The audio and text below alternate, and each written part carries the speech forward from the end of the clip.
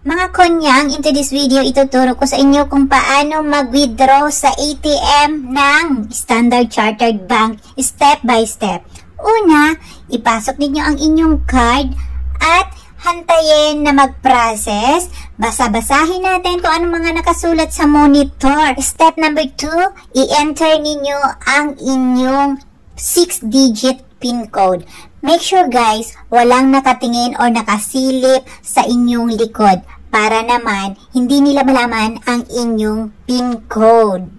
Step number 3, meron kayong dalawang pagpipilian, ang integrated savings account or ang current account. So, pindutin ang savings account at ang Hong Kong account. So, pagpipilian ninyo kung pwede ang 500, 700, 1,000. Example, 1,000. Pindutin ang 1,000 and then mag-antay-antay lang tayo saglit guys habang piniprepare ang ating pera. Wait lang daw, wag masyadong atat.